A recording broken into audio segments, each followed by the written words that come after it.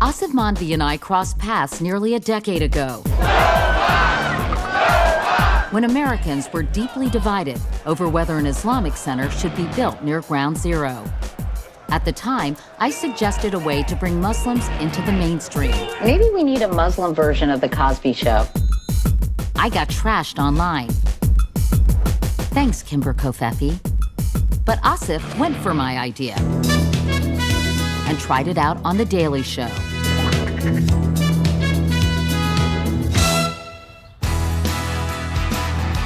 So to start my road trip, I asked him to meet me in DC to attend the Values Voter Summit, an event organized every year by the Conservative Family Research Council. One of the many positions they champion, President Trump's tough stance on Islam. What are your biggest concerns, Anna, about Muslims in this country? Well, obviously there's the terror threat. Worry about a threat to our entire legal system. Their beliefs, like in the Quran, is like you should kill, the minorities and whoever is not like you. That's not in the Quran. It's not? No. I think it is. Sharia law takes away women's suffrage. And the Constitution says very clearly no religious law can supersede the Constitution. So doesn't it feel like that is a sort of, it's just a lie that Sharia is going to be able to take over America? It just can't. I think if Sharia takes over America, then they're going to burn the Constitution because they don't care. So you're talking about like a revolution? Yes. I could see how frustrated Asif was getting. So that same day, he and I went for a walk around the Jefferson Memorial. I wanted to hear about Asif's experience growing up Muslim in America. I mean, it came up that I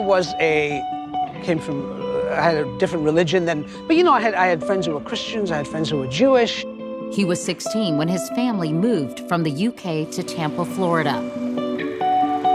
I never really thought of myself as being that different than anybody. I was brown, I had a British accent, so I was a little English brown kid, sort of like, so you're a little more exotic, I was a little more exotic, but I just thought it was a better way to get girls, There was ever a feeling of like, we're somehow not American. Yeah.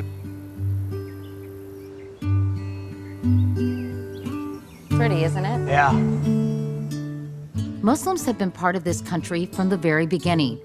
Jefferson fought for laws protecting freedom of religion and wrote that he believed this included Muslims. But as we walked in Jefferson's shadow, we talked about the day everything changed.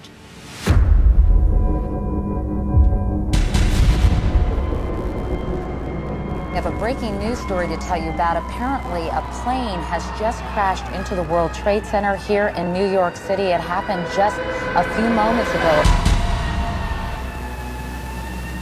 Most of the hijackers were Muslim.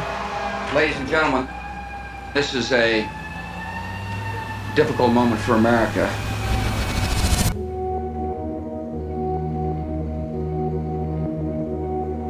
America changed. And the way Muslims were suddenly perceived in this country changed. Muslim became a dirty word. That's what I should say. Muslim suddenly became a word that you couldn't say in public. I think the message ultimately was that Islam and terrorism are somehow interconnected. A violent jihad. Jihad. Strategy of jihad. Like the jihad. I had never even heard the word jihad before. I had to go look it up. It's not something that Muslims are walking around talking about all the time, like jihad, jihad, you know what I mean? It also has different interpretations. It has many different interpretations. Jihad is a personal self-discipline that you impose on yourself to find your own higher spirituality. Yes, one of the interpretations is to defend your land from foreign invaders. That is a jihad. But the fact is that we weren't sitting around talking about jihad. Asif dealt with this new reality the way he deals with most things, with humor.